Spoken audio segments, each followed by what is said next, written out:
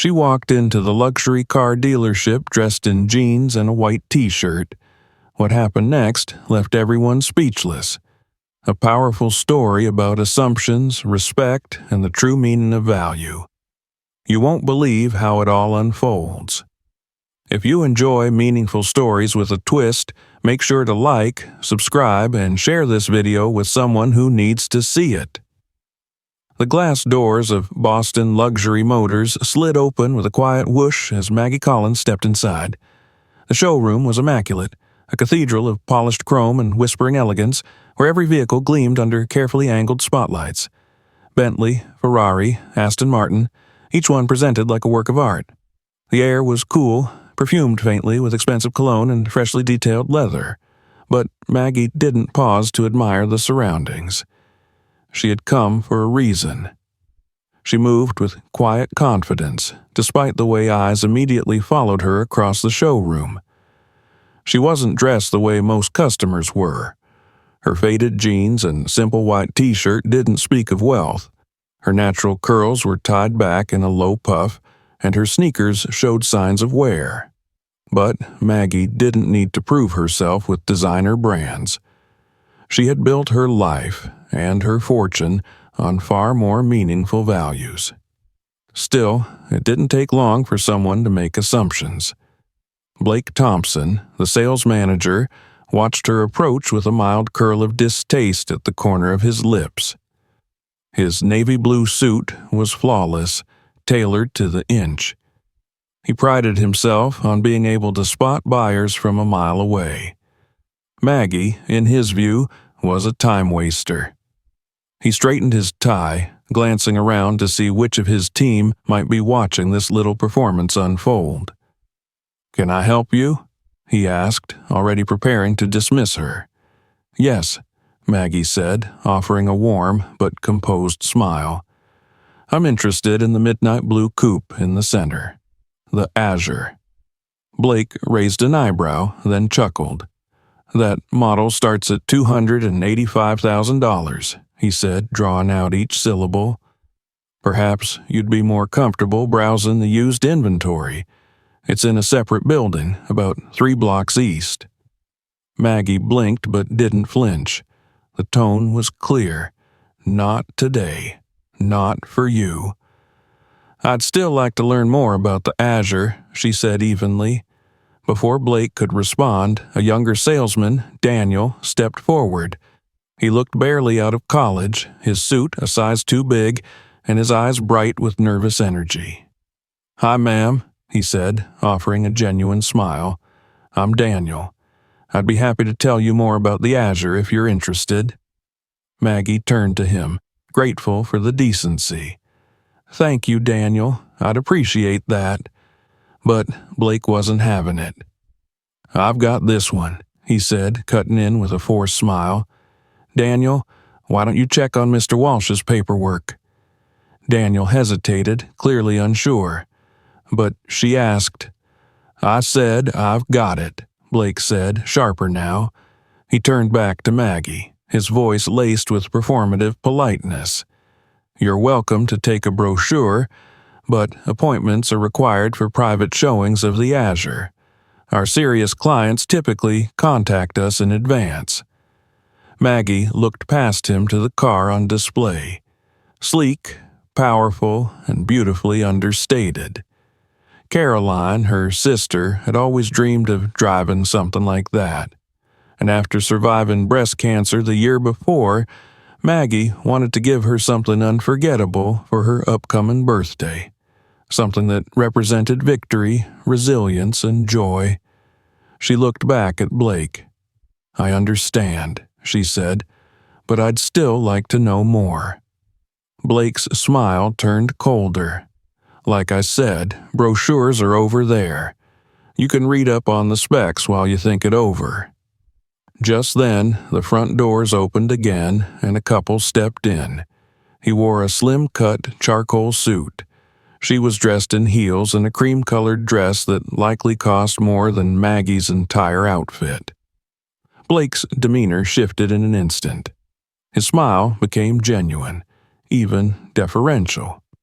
Mr. and Mrs. Harrington, so good to see you again." He left Maggie without another word, gliding across the showroom toward the new arrivals. Daniel hesitated, then returned to Maggie's side. "I'm really sorry about that," he said softly. "Would you still like to hear about the car?" She smiled at him. "Yes, Daniel, I would." As he began explaining the vehicle's features, engine specs, custom options, the hand-stitched interior, Maggie's attention was pulled back toward the Azure. Blake was now leading the Harringtons straight to it, opening the door with a flourish and gesturing toward the seats inside. "I thought it was by appointment only," Maggie said under her breath. Daniel flushed. "Yeah, that's not exactly true." Maggie stepped forward. "Excuse me," she said clearly, standing just a few feet away from the group. "I was hoping to inquire further about this model." Blake turned slowly, his expression tight. "As I mentioned earlier, ma'am, this vehicle is being shown to these clients. I would suggest coming back at a later time, or again, trying our used selection." The Harringtons exchanged an awkward glance. Clearly, they were uncomfortable being caught in the middle. "I'm specifically interested in this car," Maggie said, her voice unwavering, "for my sister's birthday."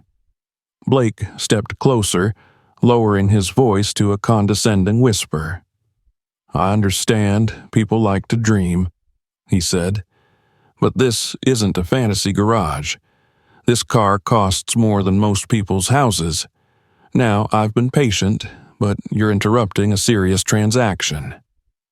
Customers nearby had started to notice the exchange. Several turned to watch. "I'm prepared to make a cash purchase today," Maggie said. Blake's mouth twisted into a laugh. "A cash purchase?" he said, louder this time, drawing even more attention. "This isn't a flea market. People who can actually afford these cars don't dress like that." Maggie's cheeks burned, not from shame, but from a rising, steady anger. Not for herself, she had dealt with worse, but for every person who was ever dismissed, belittled, or judged for daring to walk into a space that didn't match someone else's idea of wealth. "I believe my money is as good as anyone else's," she said quietly. Blake leaned in further. "Let me be clear," he said, his voice cold. "You're wasting my time and embarrassing yourself. Come back when you're serious, or don't come back at all." The showroom had gone silent. That's when another voice cut through the stillness. "Is there a problem here?"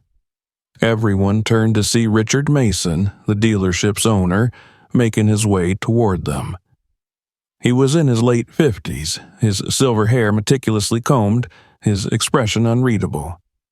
"No problem, sir," Blake said smoothly. "Just clarifying our policy to this visitor." Mason gave Maggie a cursory glance. "Miss Collins," she said. He gave a tight smile. "Miss Collins, perhaps there's been a misunderstanding. We typically work by appointment.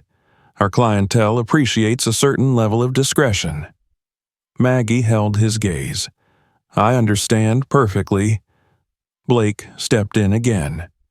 "If you're genuinely interested, which, frankly, I doubt, you can call for an appointment. I suggest bringing proof of funds and dressing appropriately. These vehicles," he gestured around the showroom, "they're for a certain class of people." There was a murmur among the bystanders, a stifled laugh. Maggie looked around the room at the faces now openly judging her, at Blake's smug expression, at the owner's passive approval. She took a deep breath and nodded. "I see." She turned and walked out, not with shame, but with quiet dignity. Outside, the sun was bright and clear. She pulled out her phone, dialing a familiar number. The sting of judgment was still fresh, but the fight in her heart had already started to burn. The estate was quiet, tucked away on the outskirts of Boston, surrounded by tall trees and long, winding driveways. Inside, the Collins home was understated, its elegance subtle and refined, like the people who lived there.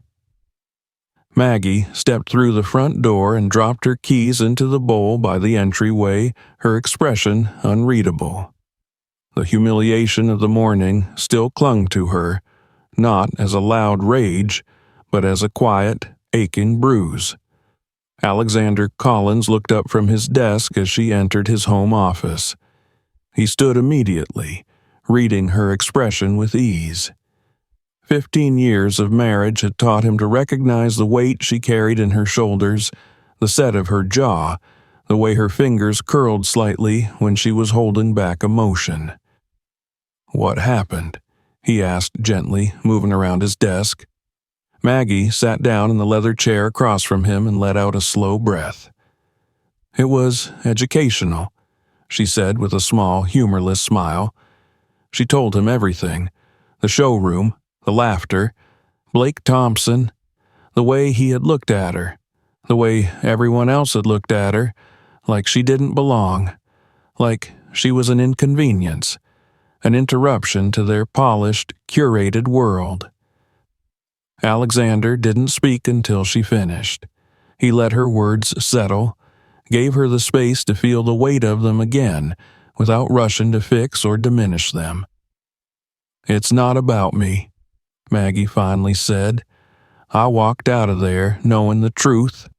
I can afford any car in that place. But how many people walk into spaces like that and get treated like they're nothing? When it's not a misunderstanding, it's a message. And they leave with nothing but shame."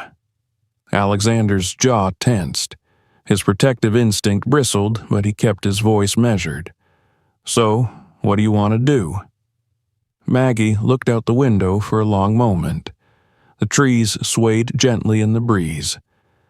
"Part of me wants to just move on," she admitted. "Buy a car somewhere else. Let it go." "But," he prompted softly, "but I can't stop thinking about Daniel. He treated me like a human being. No hesitation, no assumptions, just respect.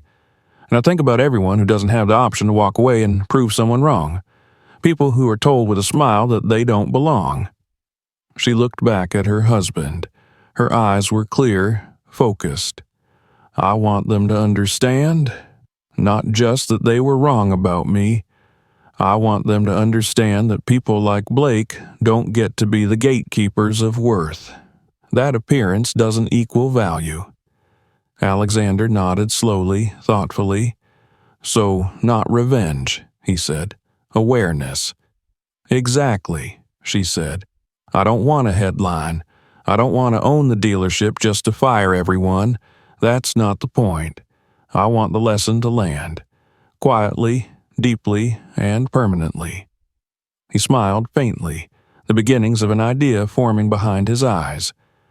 "I think I have something in mind that could do exactly that." "No dramatics," she warned, narrowing her eyes. "No buying the company. No public spectacle." He chuckled. "Nothing like that, but maybe something educational." He got up and paced slowly to the window. The gears in his mind were already turning, and Maggie recognized the look. This was the side of Alexander that had built a clean energy empire, revolutionized storage technology, and reshaped the landscape of renewable infrastructure. Strategic, focused, intentional. "You're right," he said, still facing the glass. "This isn't about punishment. It's about shifting perspective, making them see what they never thought to question." He turned back to her, his expression resolute. "I'll handle it." Maggie leaned back in her chair. "You're not going to tell me what you're planning, are you?" He smiled. "Only that it won't involve lawsuits or headlines. Just something clarifying." She studied him. "I don't need to be there." "No," he agreed. "You've already said everything you needed to say." "But I want a full report," she added, her smile returning, small and tired but sincere. "Of course," he said. That evening, as the sky faded into twilight, Alexander made several phone calls. Nothing loud, nothing traceable. Just quiet arrangements, a test drive rescheduled, a contact called, a vehicle transferred. He wasn't interested in spectacle. He was interested in precision. He looked at the calendar on his desk and marked a small star beside the next morning's date. Then he closed his laptop and went to find his wife. Tomorrow the lesson would begin. Not with anger or shouting, but with presence and truth, and the undeniable authority of a man who didn't need to prove his power, only reveal what had already been missed. The following morning, the sun shone brightly over Boston, casting golden light across the city as the workday began. At Boston Luxury Motors, the mood was calm and businesslike. Salesmen reviewed notes and cleaned displays, and the showroom floor glistened under the overhead lights. Blake Thompson entered the dealership with his usual confidence, adjusting his blue tie and exchanging brief nods with the staff. The previous day's interaction with the casually dressed woman had faded into a passing anecdote. Another example, in his mind, of someone dreaming beyond their means. He had even recounted the story over drinks the night before, eliciting laughter from a few colleagues. During the morning staff meeting, Blake reminded his team of the importance of qualifying customers. He emphasized that their time was valuable and should be spent on serious prospects. Daniel, the youngest of the group, stayed quiet during the meeting. He hadn't forgotten what happened, and his discomfort was evident, but Blake was too focused on reinforcing his version of professionalism to notice. At precisely 10:17 a.m., the soft purr of an approaching engine drew the attention of everyone in the showroom. The sound was unmistakable, low, smooth, and commanding. Salesmen looked up from their stations, and even Richard Mason, the owner, stepped out of his office at the sound. Through the floor-to-ceiling windows, a sleek Rolls Royce Phantom rolled to a stop in front of the main entrance. But this wasn't just any Phantom. Its custom midnight blue finish shimmered with undertones that changed subtly in the light, and the unique detailing along the sides marked it as a rare and valuable addition. It was, without question, a seven-figure car. Blake felt his heart quicken. Clients who drove cars like that didn't browse, they bought. More importantly, they often returned again and again, representing not just a sale, but an ongoing relationship worth millions. Blake straightened his jacket and moved toward the entrance, prepared to intercept what he assumed was the most important client of the month. A uniformed chauffeur stepped out and opened the rear passenger door with precise, practiced grace. From the back seat emerged a tall, composed man in a tailored charcoal suit. His salt and pepper hair was immaculately groomed, and his posture radiated quiet authority. He carried himself with a confidence that didn't need to be announced. He was the kind of man who had long since stopped needing to prove anything. Blake approached quickly, offering a practiced smile and extending his hand. "Good morning, sir. Welcome to Boston Luxury Motors. Blake Thompson, sales manager. It's an absolute pleasure to have you with us." The man regarded Blake calmly before shaking his hand with polite firmness. "Alexander Collins," he said simply. Blake's mind searched the name. It sounded familiar, but he couldn't place it immediately. Still, the presence of the man and the vehicle spoke volumes. Blake's instincts kicked in as he gestured toward the showroom. "Mr. Collins, what brings you in today? Perhaps I can show you some of our newest arrivals. We just received a limited edition." Alexander raised a hand, halting the pitch. "Actually, I'm here about a specific vehicle. The Azure Coupe, midnight blue." Blake's smile widened. "Excellent choice, sir. One of only 15 produced this year. I'd be delighted to show you." It's right over. I know where it is, Alexander said evenly. My wife was here yesterday. She expressed interest in it. Blake paused, his thoughts catching. Your wife? I'm not sure I recall. Perhaps one of our other associates assisted her. Alexander's expression cooled. No, Mr. Thompson, you assisted her, or rather you refused to. There was a beat of silence. Blake's professional mask remained in place, but his mind raced. Margaret Collins, Alexander continued. She was wearing jeans, a white t-shirt. You suggested she visit your used car division. You told her people like her didn't belong here. Recognition flashed across Blake's face. His posture stiffened. Mr. Collins, there must be some confusion. I treat all our guests with respect. Behind him, Daniel stood frozen. The blood drained from his face.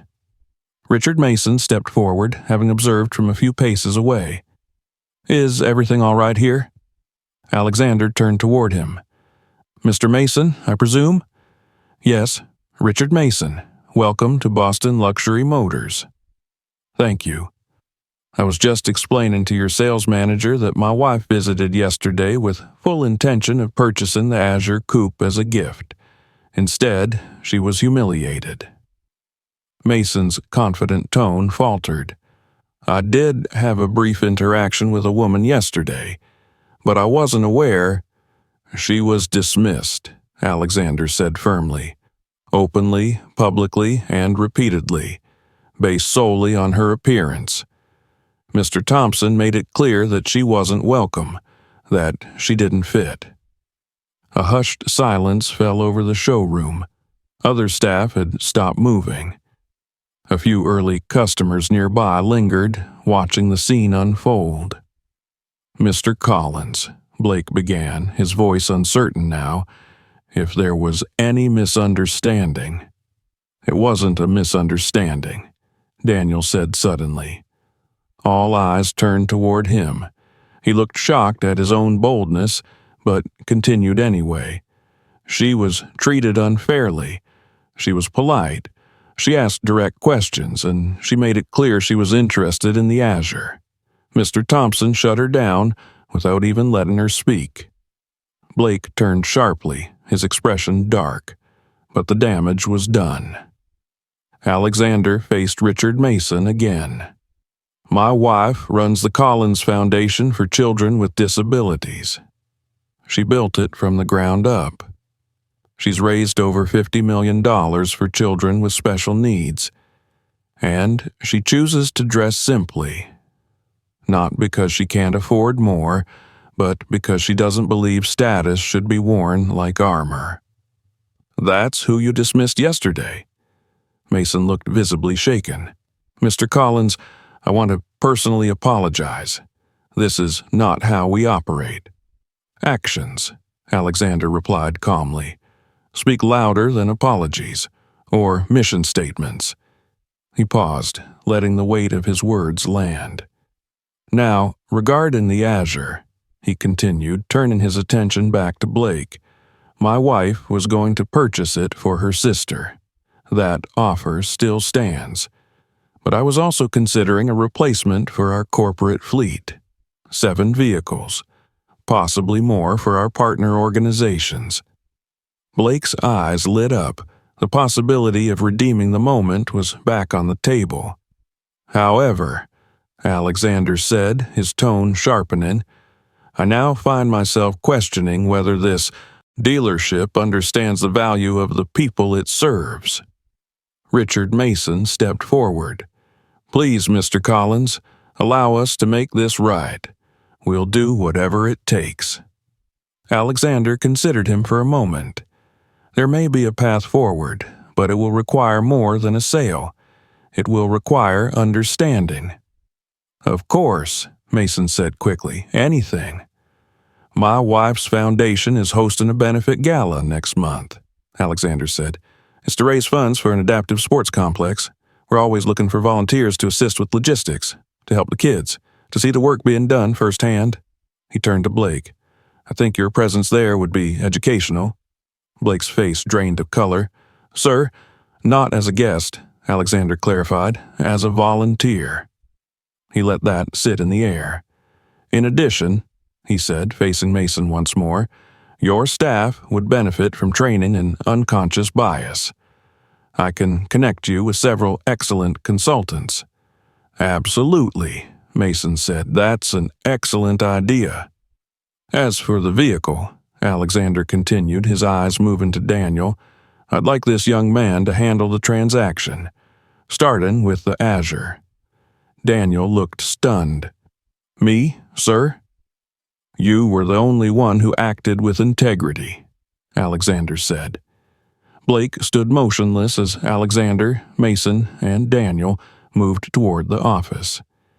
The older man paused briefly beside the Azure, running his hand along the glossy curve of its hood.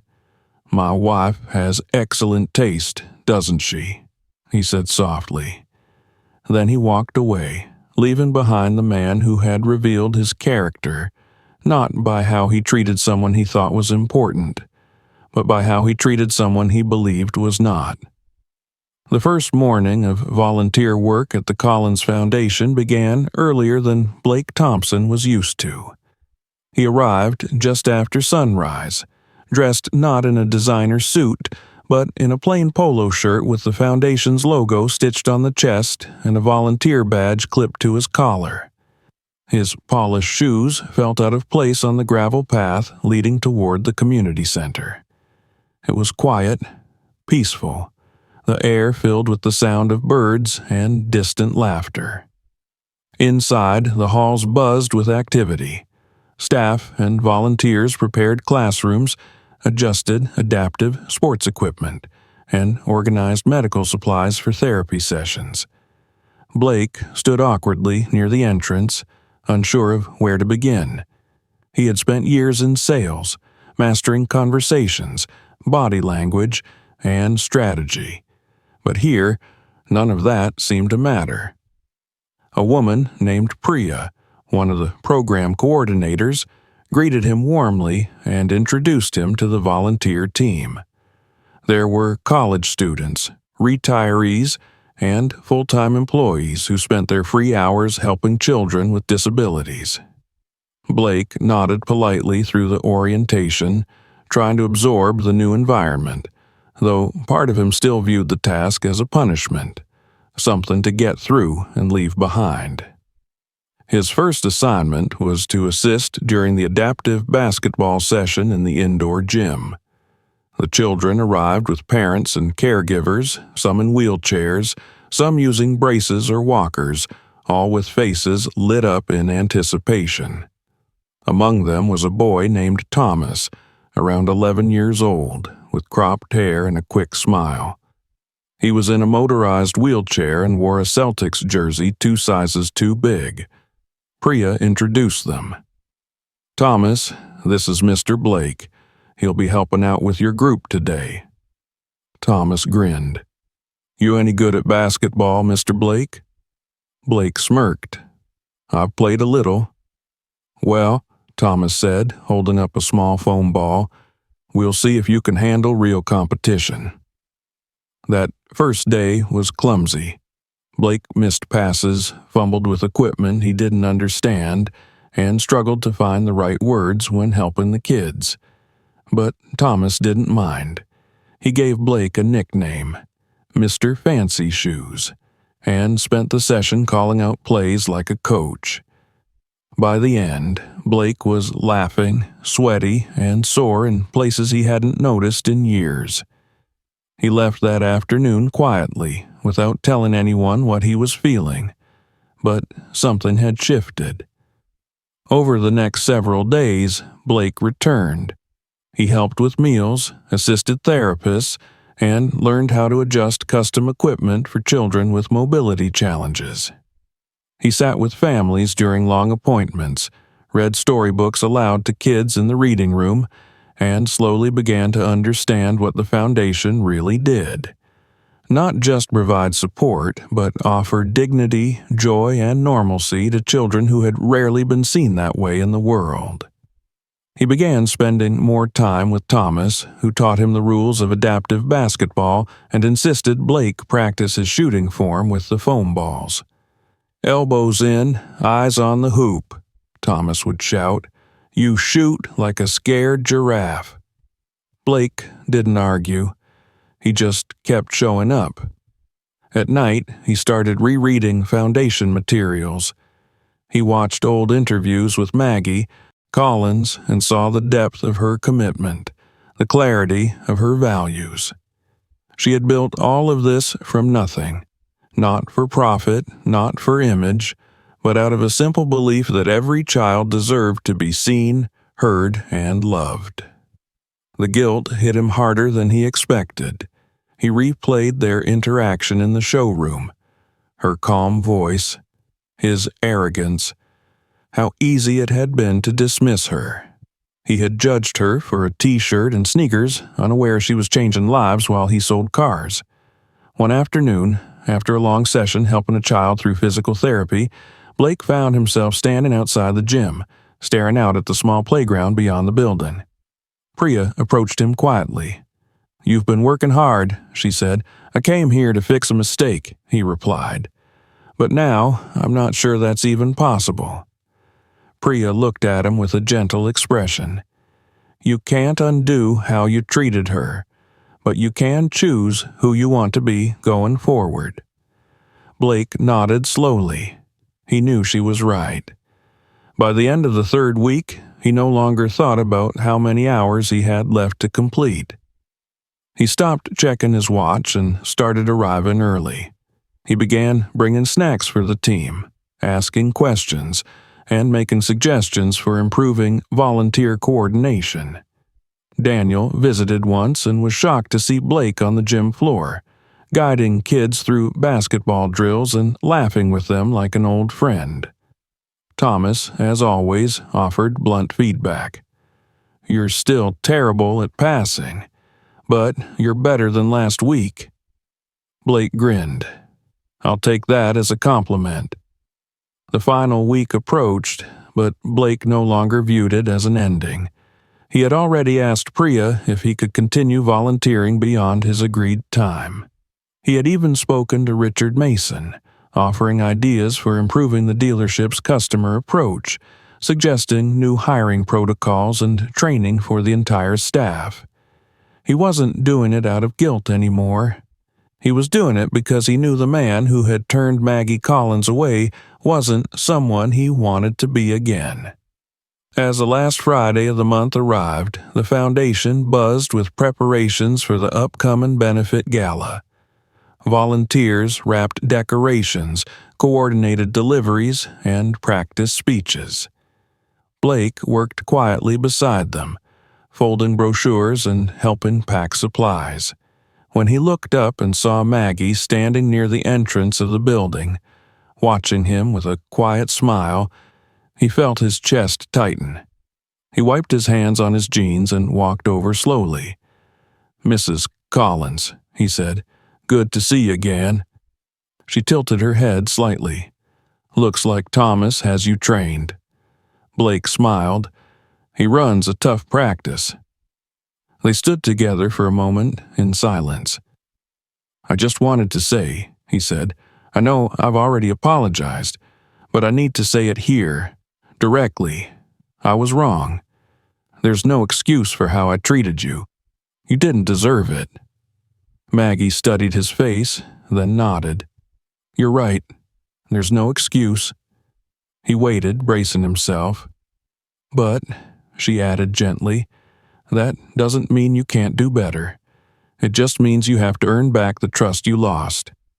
"I'm trying," he said. "I'm going to keep trying."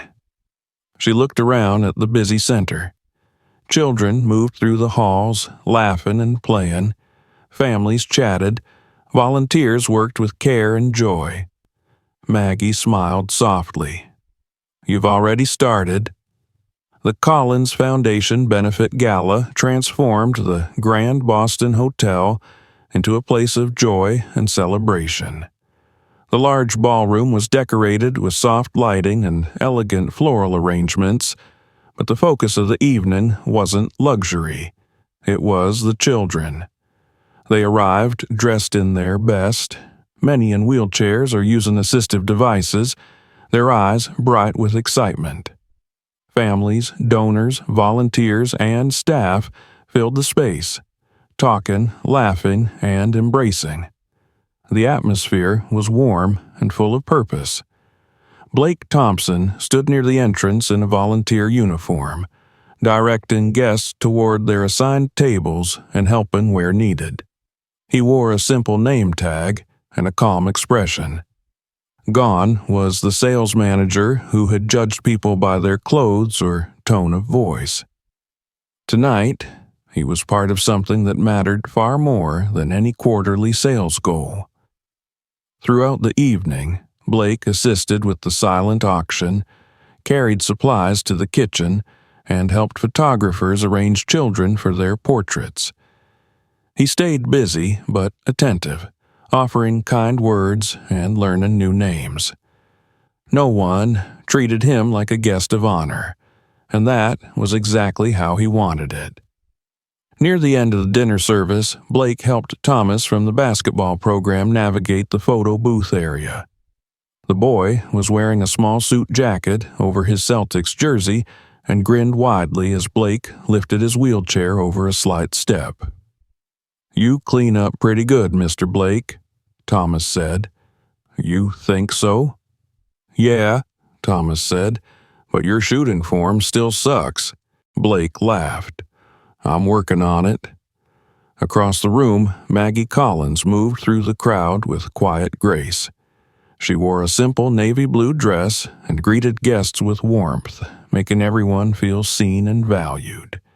As she approached Blake and Thomas, she smiled at the sight of them.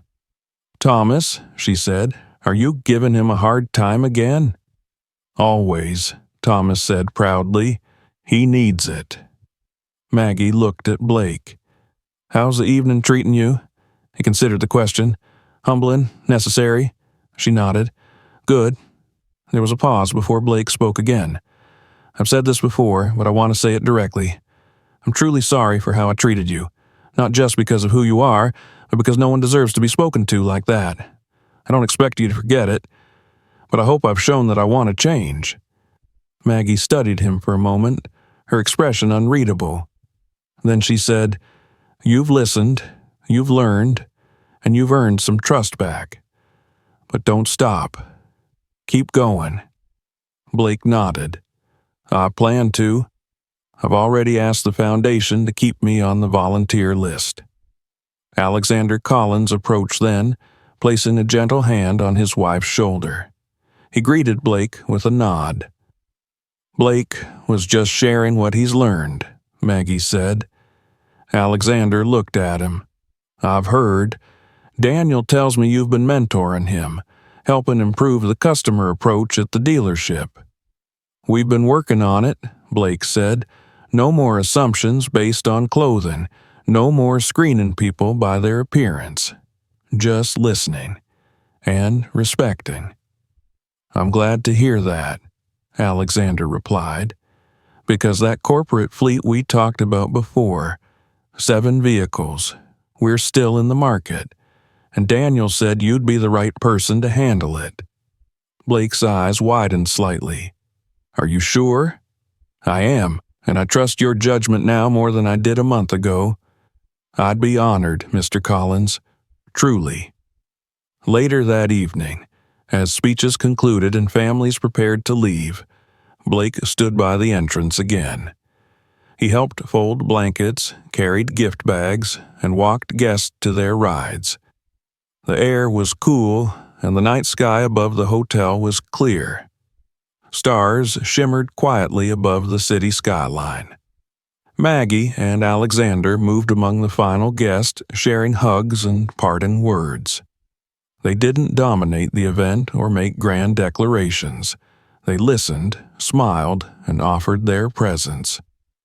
Watching them, Blake felt something he hadn't felt in a long time. Respect. Not the kind built on fear or hierarchy, but the kind that came from watching people who led with purpose. Thomas waved at him from a distance. "Hey, Mr. Blake." Blake turned. "Yeah?" "You're pretty cool for a grown-up." Blake smiled wide. "Coming from you, that means a lot." As the last guests departed and the ballroom emptied, Blake lingered a moment longer.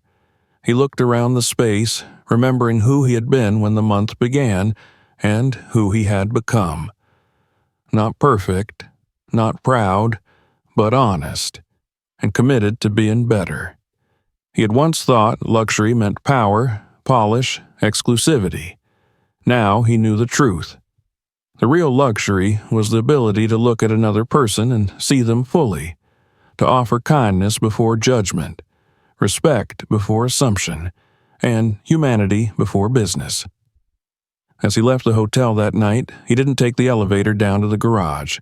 He walked, step by step, no rush, just gratitude and clarity. What would you have done in her place? This story reminds us that true worth can't be measured by clothes, titles, or appearances, but by how we treat others when no one's watching. Tell us in the comments. Have you ever been judged or misjudged based on how you looked? We'd love to hear your story. If this touched you, like the video, subscribe to the channel and share it with someone who needs a reminder of what real respect looks like.